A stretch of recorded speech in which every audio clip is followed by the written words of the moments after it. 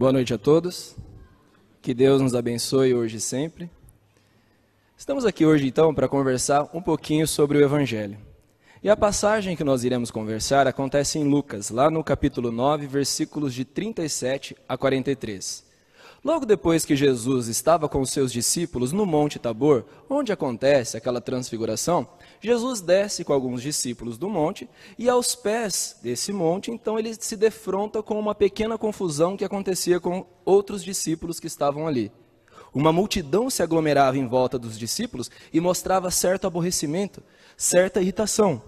Jesus então interfere para saber o que é que estava acontecendo. Então isso vai ser relatado nesse trecho, que diz o seguinte: E aconteceu no dia seguinte que, descendo eles do monte, lhe saiu ao encontro uma grande multidão. E eis que um homem da multidão clamou, dizendo: Mestre, peço-te que olhes para o meu filho, porque é o único que tenho. Eis que um espírito o toma, e de repente clama, e o despedaça até espumar a boca, e só o larga depois de o ter castigado. E roguei a teus discípulos que o expulsassem, e não puderam. E Jesus respondendo disse: Ó geração incrédula e perversa, até quando ainda estarei convosco e vós sofrereis? Trazei-me aqui teu filho. E quando vinha chegando, o demônio o derrubou e o convulsionou. Porém, Jesus repreendeu o espírito imundo e curou o menino e o entregou ao seu pai.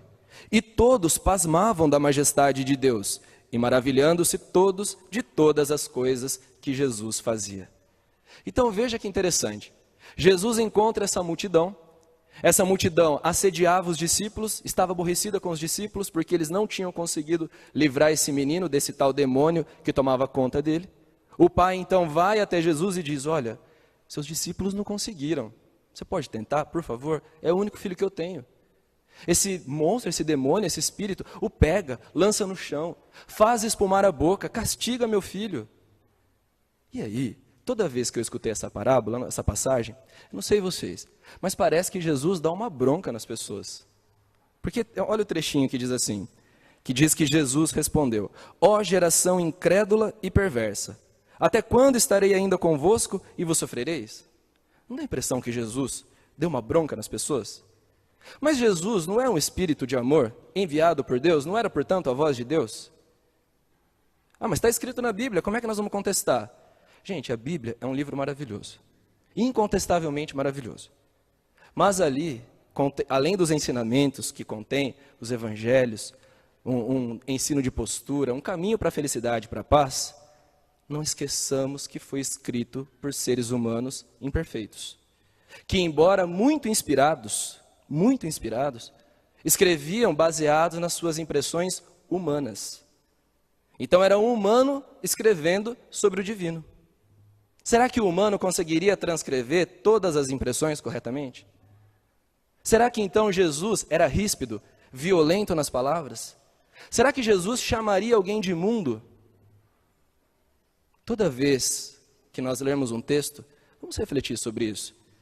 As pessoas que escreveram esses textos, muitas nem sequer presenciaram a situação. Foram histórias contadas de geração para geração para geração e alguém resolveu escrever. Então pode ser que essa pessoa não tenha sido realmente fiel aos fatos por não estar presente. Então quando diz que Jesus foi ríspido, violento, nas palavras ou no modo de agir, cuidado. Jesus é um espírito de amor. Será que se ele fosse violento, será que se ele fosse ríspido, áspero com as pessoas, ele não seria apenas mais do mesmo? Será que as pessoas o seguiriam se ele fosse assim? Será que nós lembraríamos dele se ele tivesse todas essas questões humanas ainda no seu espírito? Jesus era diferente. Jesus era um espírito perfeito que não precisava mais ter a postura animalizada que nós temos. E quando diz que um demônio possuiu o menino, como assim um demônio? Será que demônio existe? Será que aquele ser que foi fantasiado pelos teólogos, com aquele aspecto pavoroso, realmente existe? A palavra demônio vem de daimon. Daimon, em grego, é espírito. Então, o que esse menino tinha era o assédio de um espírito. Um espírito que todos nós somos, a diferença é que nós temos um corpo. Todos nós aqui já estivemos na esfera espiritual enquanto espíritos. Era só mais um irmão que estava desse jeito. Será que Jesus se dirigiria a esse irmão de maneira tão violenta? Chamando de imundo? É Jesus que falaria isso mesmo? Ou alguém que escreveu um texto baseado nas impressões que se tinha daquela situação? Pensemos a esse respeito. E nessa passagem, especificamente, fala da obsessão. E é sobre isso que eu gostaria de conversar com vocês. Tem muita coisa que a gente poderia conversar sobre essa passagem, muitas e muitas coisas.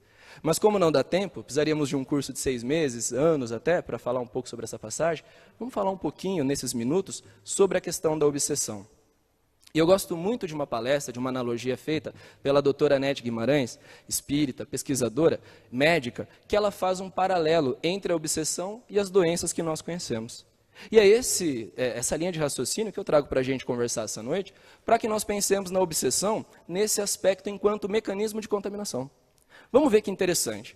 E vamos imaginar que todos nós aqui somos médicos, infectologistas, e nós vamos conversar sobre uma doença que surgiu e que nós precisamos dar conta dela para a sociedade, ou seja, precisamos entender essa doença para tratar as pessoas. Quando os médicos se reúnem frente a uma nova doença, eles procuram responder 5 perguntas sobre essa doença. Quem causa? Primeira pergunta, quem causa essa doença? É um vírus? Uma bactéria? A segunda pergunta, determinar a fonte de contaminação. Onde que a doença está? Está no ar? Está na água? Está nos alimentos? Terceira pergunta, uma vez que eu identifiquei onde é que a doença está, como é que ela passa para o meu corpo? Qual é a forma de contaminação? Quarta pergunta, uma vez que passou para o meu corpo, quais serão os sinais e sintomas? E quinta e última pergunta, talvez a mais importante, uma vez identificado tudo isso, como é que será a terapêutica? Como é que nós vamos cuidar dessa doença? Como é que a gente previne essa doença? Então, quando essas questões surgem, os médicos usam uma doença comparativa. O que é isso? Uma doença que eles já conhecem, já sabem como é que essa doença funciona, e que seja parecida com essa que surgiu. Então nós vamos estudar hoje, rapidamente, uma parasitose para combinar com essa outra parasitose que surgiu. Então é da mesma família, do mesmo grupo. Então são 2 doenças relacionadas à parasitose. A primeira nós conhecemos, que é essa que nós vamos conversar. E a segunda é essa parasitose espiritual. A doença escolhida então como termo de comparação é a amebíase. Desculpe. Amebíase. E aí nós vamos responder as 5 perguntas sobre a amebíase, para ver se tem alguma coisa a ver com a questão da parasitose espiritual. Antes de mais nada, o que é uma parasitose? Parasita, pessoal, é aquele que não consegue produzir tudo o que precisa e se aproveita então do outro, causando prejuízo para esse outro. Esse é o parasita. Vai procurar no outro o que ele não conseguiu por si só. E na amebíase, vamos lá para 5 perguntas então, quem causa? É um protozoário, uma célulazinha, amorfa, estrelada, mas a ameba, né, que todos nós conhecemos. Mas veja, uma célulazinha dessa pode colocar em risco nossas 10 trilhões de células. Uma célulazinha coloca em risco as nossas 10 trilhões. Segunda pergunta, onde está a ameba? Onde que eu posso pegar a ameba? A ameba gosta de água contaminada. Ela gosta então daquela água que não é potável. Mas ela pode chegar até a nossa casa através de alimentos que nós ingerimos crus. Pode chegar no alface, pode chegar numa maçã, pode chegar num legume. Então, alimentos que nós ingerimos crus, ela pode estar lá também. Terceira pergunta, qual é a forma de contaminação? Como é que eu pego essa ameba? Será que basta eu tomar água e aí eu ficarei infectado com a ameba vai me causar a doença? Será que basta beber água? Vamos imaginar nós aqui, se eu estivesse com gripe e espirrasse, todos vocês pegariam gripe? Se eu espirrasse? Alguns poderiam pegar, outros talvez não pegariam, mas o que determina essa diferença? Por que um pega e o outro não pega? Sistema imunológico. Nós temos um sistema imunológico dentro do nosso corpo que nos protege. É um conjunto de células e substâncias que estão lá, vigiando o nosso corpo, cuidando das nossas defesas. Mas por que para algumas pessoas esse sistema imunológico é tão competente e para outras pessoas parece que ele falha? Depende de alguns fatores. Por exemplo, um fator genético. Se os seus pais eram resistentes às doenças, tem grande chance de você ser também. Se eles tinham então essa força vital, tem grande chance de você ter também. Uma outra questão é a nutricional. Se a gente se alimenta com os alimentos corretos, se a gente ingere água, nós fortalecemos o nosso sistema imunológico. Isso faz com que as nossas defesas se ampliem. Um terceiro fator é o fator psíquico. Como assim fator psíquico? Certa vez fizeram uma pesquisa com os altos executivos de Wall Street, aquela espinha financeira dos Estados Unidos. Pessoas, então, avantajadas do ponto de vista de recursos financeiros e tudo mais, que tinham condições de trazer para perto de si todos os confortos nutricionais possíveis. Mas olha que interessante, quando fizeram uma pesquisa com eles, mostrou que eles tinham 78% de chance a mais de ter doenças respiratórias, a gripe, o resfriado, do que aquelas pessoas que viviam em povoados mais pobres próximos dali, que compartilhavam do mesmo clima. Por quê que essas pessoas, esses executivos, que tinham tantas vantagens a seu favor, vantagens nutricionais, vantagens médicas, tinham tanta vulnerabilidade para doenças em relação àquelas pessoas que eram tão mais pobres e careciam de tantos recursos? Porque esses executivos trabalhavam sob pressão. O estresse era o melhor amigo deles no trabalho. A caneta deles mexia com vultuosas somas de dinheiro. Portanto, eles estavam sempre preocupados e estressados com as situações que ocorriam na sua rotina de trabalho. Estava instalado o estresse. O que o estresse faz? Desculpe. O que o estresse faz?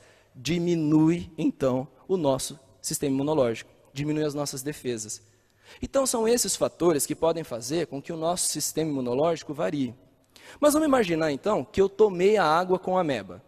Se o meu sistema imunológico for um sistema legal, eu apenas viro um portador da ameba. Ela vai ficar um tempo dentro de mim e não vai causar a doença. Mas caso o meu sistema imunológico falhe, a ameba então vai se instalar no meu intestino e vai começar a produzir dores, porque ela quer atravessar a parede do meu intestino. Então ela gruda na parede, fica ali um tempo, mas ela começa a produzir umas enzimas que corroem a parede do meu intestino e a joga na corrente sanguínea. Porque ela sabe que ficar no meu intestino é um hotel 2 estrelas. Mas na corrente sanguínea, ela pode migrar para órgãos nobres do nosso corpo, como o cérebro, o fígado, onde a variedade nutricional de nutrientes e água que recebe é mais pura, de teor mais elevado. Então ela sai do intestino e vai para o cérebro, chega num resort. Né? Então ela quer ir para lá.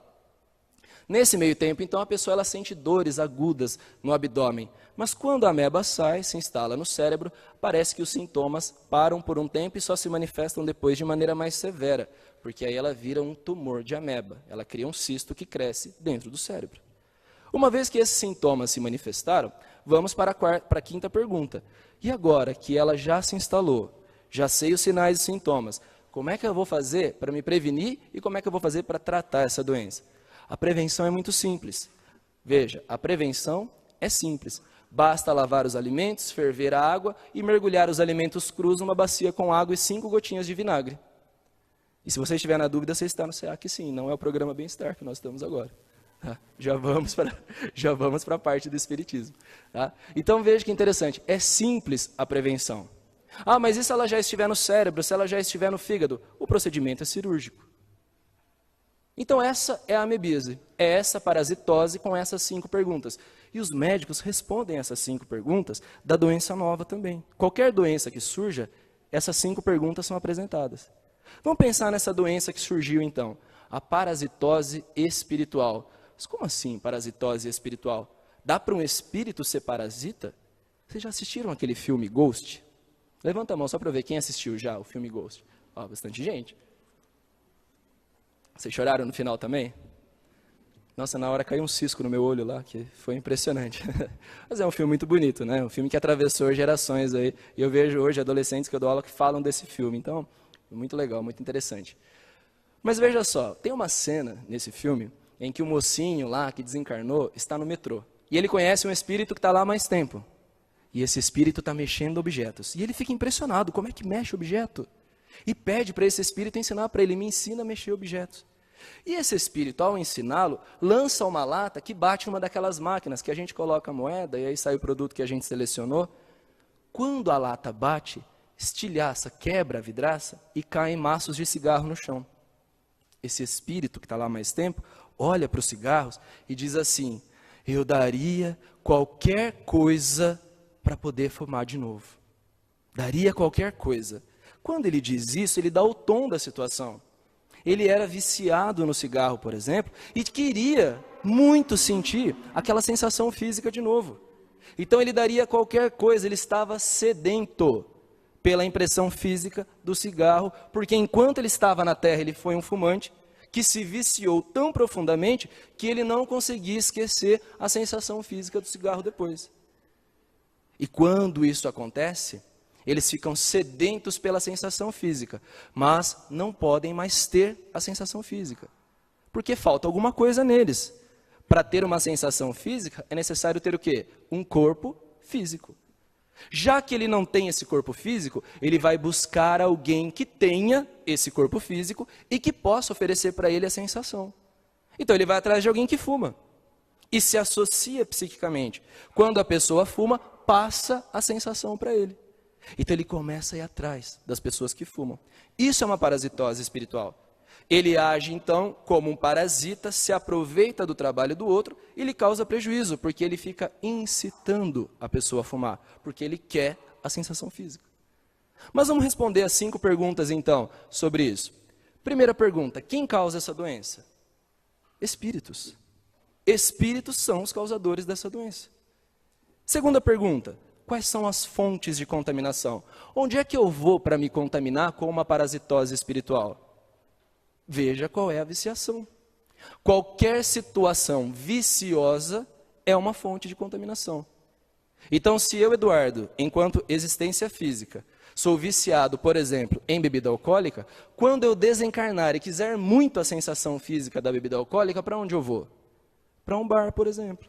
E lá vou ficar esperando quem vai chegar para usufruir da bebida, e eu penso, olha, aquele ali vai beber. Vou ficar perto dele. Se eu fui viciado, por exemplo, em cigarro, vou para uma tabacaria, vou para ambientes onde tem fumante. Se eu fui viciado em sexo, o sexólatra, ele vai, por exemplo, para um motel. Se ele é viciado, por exemplo, em doce, vai para uma doceria. Ué, mas doce? Doce. Por que não o doce? Ah, mas o doce não é moralmente recriminado. Claro que não, mas não é um vício? Para algumas pessoas não podem ser vício, um vício? Então vai estar lá na doceria, esperando a pessoa que é viciada em doce chegar lá. A pessoa, quando ela é viciada em comer, você pode ter certeza que para cada garfada que ela dá, ela está alimentando 15 ou 20 atrás dela. Quem tem assim na sua mente aquele vício disso ou daquilo, está alimentando uma legião atrás. Então, onde é a fonte de contaminação? Onde tiver qualquer essência viciosa. Tem gente que pode ir numa doceria, comprar um doce sem problema nenhum. Mas se o espírito identifica que ele gosta muito de doce acima do normal, pode criar um problema ali. Então, as fontes de contaminação são aquelas que oferecem situações viciosas. Bom, terceira pergunta. E a forma de contaminação? Como é que nós vamos ficar doentes com a obsessão espiritual? Bom, vamos partir do princípio que todos nós estamos entrando em contato a todo momento com os espíritos. Mas basta entrar em contato para ficar doente? Voltamos para aquela pergunta da ameba. Basta tomar água para ficar doente? Basta eu espirrar para vocês pegarem gripe? Depende, não depende? Depende do quê? Vamos pensar o seguinte. Isso que eu vou falar agora é ciência, não é espiritismo. Os nossos pensamentos emitem energia e emitem ondas, não é? Então, dependendo da forma de pensamento que você tem um tipo de onda mental. Então, nós somos emissores de ondas. Assim como uma rádio é emissora de onda, uma estação de TV é emissora de ondas. Quem é que sintoniza? Quem é que pega as informações? Quem vai lá e coloca o rádio naquela estação? Quem vai lá e seleciona aquele canal? Não é assim que funciona? Nós emitimos ondas. Alguém pode se sintonizar com os nossos pensamentos. Então imagine que eu, Eduardo, estou aqui. Vocês são todos espíritos, vou dar um exemplo. E aí cada espírito tem alguma coisa na mente. Ah, ele gosta de apostas, ela gosta de doce, o fulano gosta de bebida alcoólica, o fulano gosta de cigarro, o outro é viciado em trabalho. Cada um aí tem a sua viciação. Se eu chegar aqui pensando em bebida, eu estou emitindo ondas em bebidas. E vai atingir quem tiver sintonizado na bebida. Perceberam? Vai atingir quem tiver sintonizado na bebida. Então imagine que eu cheguei aqui e pensei isso. Pode ter uns 2 ou 3 espíritos que digam assim, olha aquele rapaz, ele está pensando em bebida. Já percebi pela frequência mental dele no que é que ele está pensando. É para perto dele que eu vou. Ocorreu a contaminação. Mas e aí, bastou então entrar em contato e eu já estou doente? Depende. Enquanto na questão da ameba tinha um sistema imunológico, aqui eu também tenho um sistema imunológico espiritual. Nós temos as nossas defesas pessoais, que Kardec chamou de resistência moral, ou mais propriamente dito, o nosso padrão vibratório. Todos nós temos um padrão vibratório. O que é esse padrão vibratório? Gente, não tem dia que nós estamos super felizes, super alegres, com o astral lá em cima? Nosso padrão está lá em cima. Não tem dia, por exemplo, que a gente está para baixo, está triste? Nosso padrão está aqui embaixo. Mas qual é o padrão mental? Não é nem aqui, nem aqui. É o meio. É onde é a chamada zona de conforto neuronal. Onde a gente está tranquilo, nem super excitado, nem super triste. É o meio termo. Esse é o nosso padrão, quando a gente descansa, quando a gente está tranquilo. É ali que nós estamos, no padrão. Eu posso prejudicar, eu posso ajudar o meu padrão vibratório. Quando é que eu prejudico ele? Quando eu vou lá e falo mal de alguém. Quando eu vou lá e passo a perna em alguém. Quando eu vou lá e crio problemas. Quando eu sou agressivo. Quando eu tenho violência. Eu começo a baixar o meu padrão vibratório. Quando eu começo a tratar as pessoas mal. Quando eu começo a criar situações conflitantes. Meu padrão vai descendo. Eu acabo baixando o meu padrão vibratório. Mas como é que eu faço para fortalecer esse padrão que é o meu sistema imune? São as nossas atitudes. Se eu quiser que o meu padrão suba, eu tenho que tratar as pessoas bem. Eu tenho que ser uma boa pessoa. Não falar mal do outro, não acusar, não prejudicar, não passar a perna em ninguém. Criar situações edificantes. Depende, então, essencialmente das nossas escolhas. Elevar ou reprimir o nosso padrão vibratório depende das decisões que nós tomamos no dia a dia. Toda vez que a gente resolve, então, tomar más decisões, nosso padrão está baixando. Boas decisões, nosso padrão está se elevando. E toda vez que nós baixamos o padrão, nós ficamos vulneráveis. Toda vez que nós baixamos o padrão, nós colocamos o dedo, na contaminação. E aí a gente pode se contaminar. Mas uma coisa é fato. Nós estamos nos acotovelando com os espíritos. Isso quer dizer que tem espírito para todo canto. Então, toda hora tem uma plateia perto da gente. Isso quer dizer que, dependendo do lugar que eu estiver, se eu falar mal de alguém, eu sintonizo com alguém. Se eu falar bem de alguém, eu sintonizo com uma pessoa boa. Perceberam? Com quem a gente vai se conectar? Se o meu padrão está aqui, eu vou me conectar com espíritos que estão aqui. Se eu baixar o meu padrão, eu vou me conectar com os espíritos que estão nesse padrão. Se eu fizer coisas boas, for uma pessoa boa, tiver um comportamento legal, bem ao próximo, meu padrão sobe, eu me comunico com os espíritos desse padrão alto. Então, a sintonia depende do nosso padrão vibratório. Então, como é que eu faço? A gente se envolver com coisas boas. Você está aqui nesse momento, foi uma ótima decisão. Você está num ambiente, você está recebendo energia, está recebendo instrução, seu coração está mais tranquilo. Seu padrão está subindo. Mas é só quem é espírita? Não, o católico quando vai na missa, o evangélico quando vai no culto, quando uma pessoa vai lá fazer um serviço voluntário, quando uma mãe acaricia seu filho, quando você vai trabalhar, está trabalhando tranquilo, seu padrão está aumentando, você está melhorando seu padrão. Não é só atividade religiosa, são as boas atividades, as edificantes. Isso melhora o nosso sistema imune. E quando que esse padrão vai dar uma resposta para a gente? Quando a gente mais precisar. Teve a história de um homem, que era um homem muito bom, trabalhava numa empresa, trabalhava feliz, tranquilo, era um bom trabalhador, gostava da esposa, gostava do filho, procurava ser uma pessoa honesta e ética. O padrão dessa pessoa era onde? Aqui. Um dia, o chefe dele chegou e disse assim, fulano, eu preciso que você vá representar a empresa numa festa. Ele já ficou preocupado, porque era uma festa moralmente muito questionável. Ele já não gostou da ideia de ter que ir nessa festa. Porque não era do tipo dele esse tipo de festa. Era uma festa da mais baixa categoria vibratória. Então ele chegou na mulher dele e falou, olha, meu bem, aconteceu isso, ele falou que eu preciso ir. Ela falou, não se preocupe. Vá porque eu confio em você e eu sei que vai ser tudo muito tranquilo. Foi lá, separou um terno para ele, um terno perolado, muito bonito, que ele gostava e ela também. E ele foi nessa tal festa. Chegou nessa festa, o que aconteceu? Ele estava lá socializando, conversando, fazendo o trabalho dele, que ele tinha que fazer, quando vem um garçom. Esse garçom tinha uma bandeja. Em cima da bandeja tinha uma taça. Dentro da taça tinha vinho tinto, sangue de boi, bem barato. O garçom olhou para o lado, se distraiu, tropeçou, derrubou a bandeja, a taça virou e caiu em cima de quem? Desse cidadão.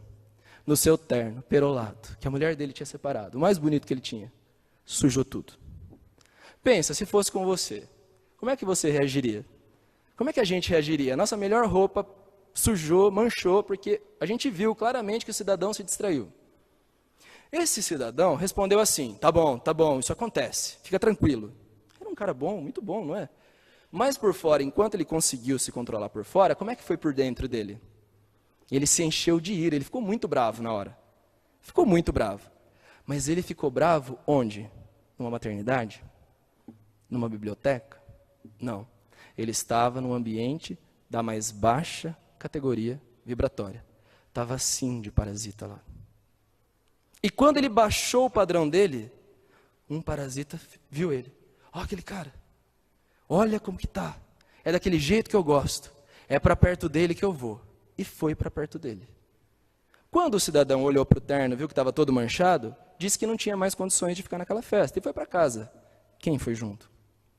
O parasita. Quando esse homem chegou em casa, a mulher dele viu, falou: mas você já chegou? Pois é, olha o que aconteceu. Derrubaram vinho, manchou todo o meu terno. Ela falou: não se preocupe. Nossa, olha, eu tenho um produto aí que vai tirar isso tranquilamente. Quantas vezes isso já não aconteceu e nós não resolvemos? Não fique estressado por isso. Ele falou: é verdade, né? Por que eu vou me estressar por uma coisa? Por que eu vou me estressar por uma coisa tão boba assim? O que aconteceu com o padrão dele? Retornou para o que era. Era um cara bom, não guardava rancor, não ficava com raiva. Voltou. Quando o padrão dele voltou, o parasita que estava do lado falou: ué, o que está acontecendo? Cadê aquele cara bravo, com raiva? Eu não vim atrás desse santo aqui, eu quero aquele cara, cadê aquele cara? E aí o que aconteceu? O parasita tinha o padrão aqui. O homem estava com o padrão aqui porque ele tinha se irritado. Mas ele voltou para casa, o que aconteceu? Acabou a conexão. Não tinha mais conexão, acabou. Desfez o vínculo. E ele ficou muito irritado, o parasita. Falou: mas e agora? Perdi tempo? Vou sair daqui. Mas ele estava para sair quando o marido e a mulher começaram a conversar. O marido perguntou assim: e aí, ele já chegou? Ela falou: chegou batendo porta, irritado, não conversou com ninguém, foi lá para o quarto. O parasita pensou: quem foi lá para o quarto? Quem que chegou irritado? Porque a irritação era a sintonia do parasita, lembra? Quem chegou irritado? E lá, no final do corredor, terceira porta à direita, dormia o maior amor da vida desse casal. O filho adolescente deles, que ainda estava construindo seu padrão vibratório com grandes oscilações. Porque a adolescência passa por isso, né? Grandes oscilações.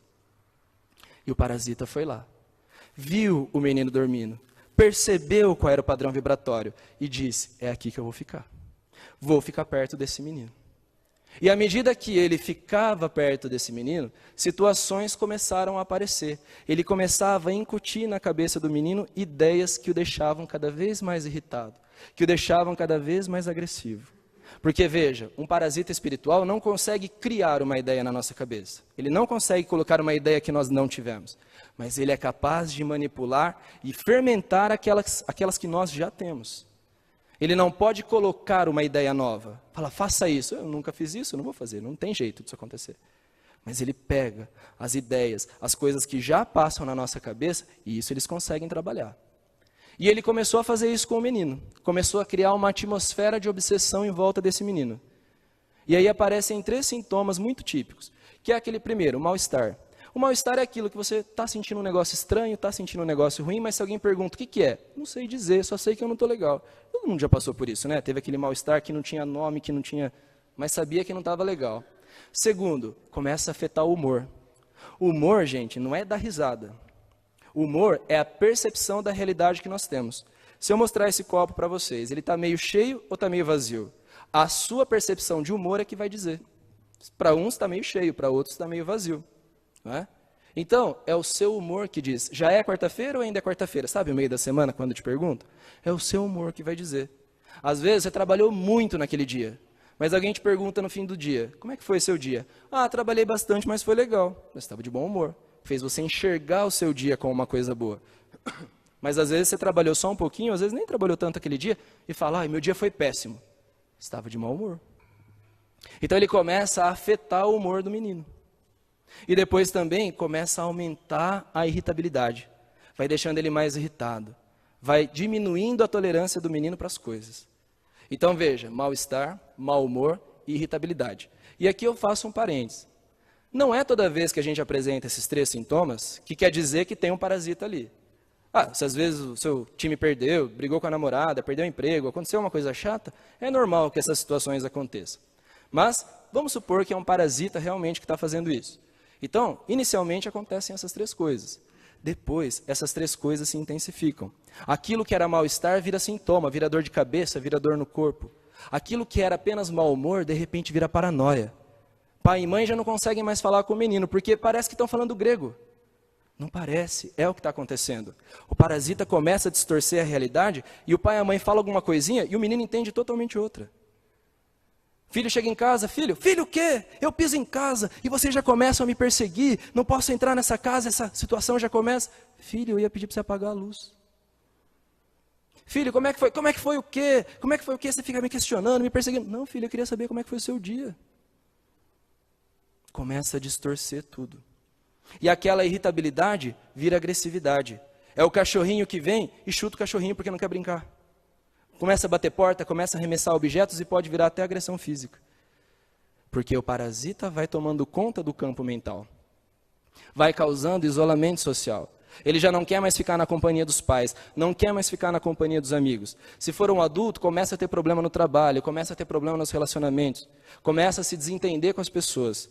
Claro que isso vai acontecer. O parasita quer a pessoa só para ele, não quer que os outros cheguem perto. É meu, demorei para achar, agora que eu estou aqui não largo mais. Lembre-se que a ameba era um ser irracional, o parasita não. Quero para mim. Então começa a causar esse isolamento social. Esses são os sintomas. Mas e agora? E o tratamento? E a profilaxia? Como é que eu me previno? Prevenção, gente, é aumentar o padrão vibratório. Como é que a gente faz para não passar por esse tipo de problema? A nossa conduta, as nossas escolhas, praticar a prece e evitar lugares, esses ambientes de contaminação. Ah, mas o Espiritismo diz que eu posso em qualquer lugar. Tá certo, o Espiritismo diz que você pode em qualquer lugar. Não existem proibições. Existem orientações. Se eu, Eduardo, sou fraco para doce, por que eu vou numa doceria se eu sei que eu sou fraco? Posso. Me convém? Não sei. Tudo posso, mas nem tudo me convém. Não é? Por que eu vou me colocar no lugar dessa situação que eu sei que eu sou fraco para aquilo? Outra situação. E o tratamento? Como é que seria esse tratamento? A doença já está lá. O que nós vamos fazer? Primeira coisa é tratá-los, esses espíritos obsessores, como irmãos. Lembre-se que eles tinham um corpo como a gente, eles eram nossos irmãos. Depois que perdeu o corpo, eles continuam sendo. Então não é tratá-los endemonizando, não. São filhos de Deus, nossos irmãos, que estão passando por um problema. Estão nos pedindo ajuda no fim das contas. Cabe a nós ajudá-los. Mas chamá-los de encosto, de demônios ou espírito do mal, só piora. Outra questão importante para a família é evitar programas viciosos. Se o filho já está com um problema, por que vai inflamar esse problema? Adianta ligar, por exemplo, na sala, aqueles programas policiais que a televisão chega até sangrar? Que atmosfera cria em casa? Reunir amigos que só falam mal dos outros? Para que esse tipo de programa?